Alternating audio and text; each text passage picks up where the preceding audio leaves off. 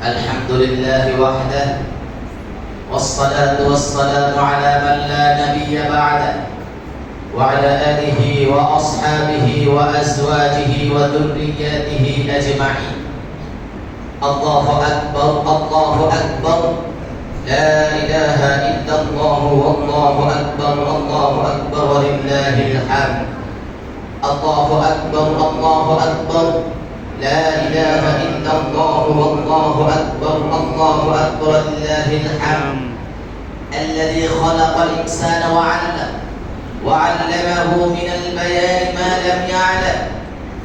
الذي خلق الموت والحياة ليبلوكم أيكم أحسن عملا وهو العزيز الغفور. وقال النبي صلى الله عليه وسلم: لا يؤمن أحدكم حتى أكون أحب إليه من والده وولده والناس أجمعين. الله أكبر الله أكبر لا إله إلا الله والله أكبر الله أكبر ولله الحمد. يوم عيدا وهذا عيدنا. من قام لا إله إلا الله دخل الجنة. الحر بالحر والعبد بالعبد والأنثى بالأنثى. الله أكبر الله أكبر لا إله إلا الله والله أكبر الله أكبر لله الحمد. قد أفلح من لا إله إلا الله أكبر الله أكبر ولله الحمد.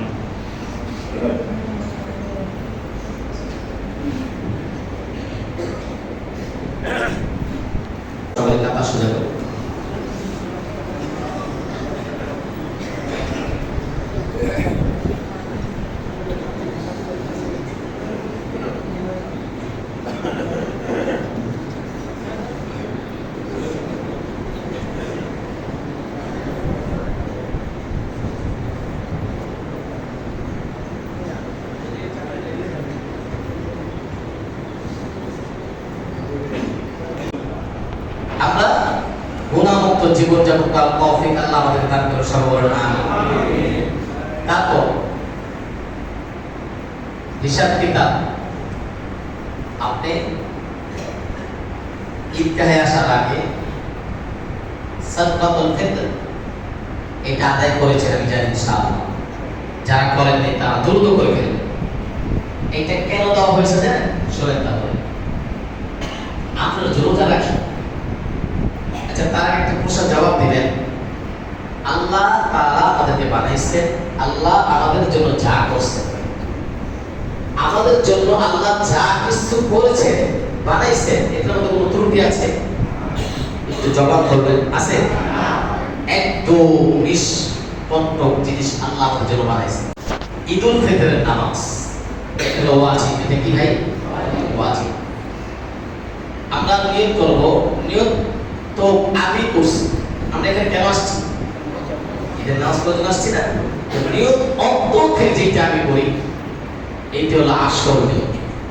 অবশ্য মুখে আমি বলি, বাংলা বলি, এটা একটা কথার কথা, কিন্তু আসল নিয়ত হলো ঘর থেকে বাইরে হয়েছে বা কালকে আপনি এলান হওয়ার পর চিন্তা করছেন না মসজিদের নামাজটা পড়বো, নিয়ত করছেন না, এই অন্তর থেকে যে এইটাই আপনি নিয়ত হয়ে গেছে ইনশাআল্লাহ। তারপর আমরা যেটা সাধারণ মনের একটা আকাঙ্ক্ষা থাকে, এই জন্য বলা আমি, বলেন আমি ঈদে 2 রাকাত ওয়াজিব নামাজ 6 তাকবীরের সহিত এইভাবে বিছনা আদায় করতেছি।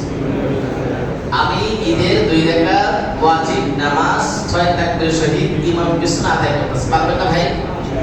আপনি এই জন্য বলি না, আরবিটা যদি পরিপূর্ণ শুদ্ধ না হয় আপনার গুনাহ হবে। বাংলাটা তো আমরা বলতে পারি ইনশাআল্লাহ, পারি না? আচ্ছা, এবার নিয়মটা শোনেন। আমরা এই নামাজটা 1 বছর পর আসার কারণে অনেকেই ভুলে যায়, আবার একটু মনোগত ঠিক হয়ে যায়। সবাই খুব মনোযোগ খেয়াল করবেন, তাহলে আমাদের ভুল হবে না। প্রথম তাকবীর আল্লাহু আকবার, তাকবীরে তাহরিমা বলা কি ফরজ? এটা কি কথা বলেন? তাকবীরে তাহরিমা আল্লাহু আকবার, প্রথম তাকবীর ফরজ। আল্লাহ সানা সুবহানাকা আল্লাহুম্মা ওয়া বিহামদিকা ওয়া তাবারাকা ইসমুকা ওয়া তাআলা জাদ্দুকা ওয়া লা ইলাহা গায়রুক। তারপরে আল্লাহু আকবার, হাত ছেড়ে দিবেন। আল্লাহু আকবার, হাত ছেড়ে দিবেন। দুইটা আল্লাহু আকবার, হাত ছেড়ে হাত বাঁধবে। ইমাম সাহেব আপনারা বাঁধবেন। ইমাম সাহেব কেরাত আউযু বিল্লাহি বিসমিল্লাহ কইরা কেরাত করবে, রুকু সিজদা দিবে, নামাজ হবে।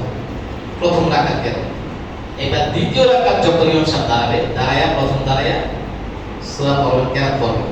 ভালো মতো বুঝবেন, সূরা পড়বেন, কেরাত কইরা রুকুতে যাওয়ার আগে ইমাম সাহেব যখন তাকবীর দিবেন, রুকুতে চলে যাবেন না, তাকবীর দিয়া হাত ছেড়ে দিবেন। একটা আল্লাহু আকবার, দুইটা আল্লাহু আকবার, তিনটা আল্লাহু আকবার, তখন রুকুতে চলে যাবেন। অর্থাৎ প্রথম রাকাতের তাকবীর হলো কেরাতের, বুঝেন এই কথা? প্রথম রাকাতের তাকবীর হলো কেরাতের আগে, দ্বিতীয় রাকাতের তাকবীর হলো কেরাতের পরে। একটু কি বলেন, একটু খেয়াল করে কথা বুঝতে পারছেন? আচ্ছা, এবার আমরা নামাজ পড়ার পরে আমরা একে অপরের সাথে কৌশল বিনিময়। আমরা নামাজ শেষ করার পরে যদি সম্ভব হয় তাড়াহুড়া করবেন না, খুতবা শুনবেন। সম্ভব হয় না, এটা শোনাবো আছি।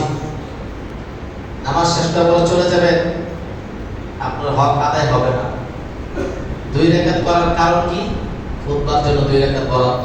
2 রাকাত নামাজ পড়া ছিল ওয়াজিব, খুতবা শোনা ওয়াজিব। যদি আপনি ওয়াজিব তরক করেন তাহলে আপনার গুনাহগার হবে। আর খুতবা চলাকালীন সময় একজন কথা বলতে থাকে, আপনি ইশারা দিলে তাও পারবেন না, নিষেধ আছে। বিলকুল হারাম, একদম চুপচাপ।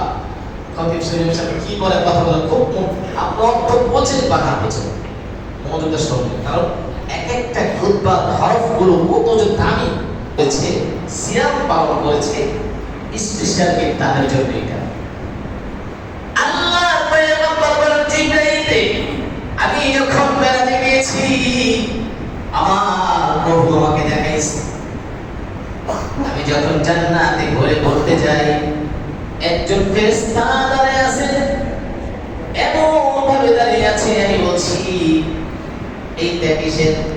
এইটা মেহমান, আল্লাহর খাস মেহমানদের জন্য। রাসূল বলেন, খাস মেহমান কারা? জিবরাইল বলেন, ইয়া রাসূলুল্লাহ, খাস মেহমান তারা যারা রমাদান মাসে আল্লাহর হুকুম পালন করে এবং আল্লাহর বিধান মতো সিয়াম পালন করে, তারাই হলো আল্লাহর খাস মেহমান। তাদের জন্য এই বালাখানা আল্লাহ রিজার্ভ রেখেছেন। বলেছেন, আমি একটু দেখতে পারবো কিনা? ফেরেশতা বলেছেন, না না, এটা আল্লাহর খাস মেহমানদের জন্য বরাদ্দ, এটা কারোর জন্য দেখা সুযোগ।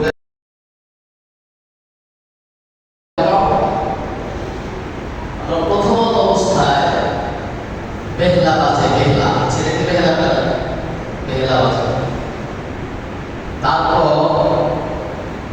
আমরা একজনে গান গাই, সবাই শুনি, আর একজনে গাই, সবাই শুনি। আবার কিছুক্ষণ পর আমাদের মাঝে আতশবাজি করি, পটকা ফুটাই, বম ফুটাই, তাড়াতাড়ি। মানে মূলত বর্তমানে মেলাগুলো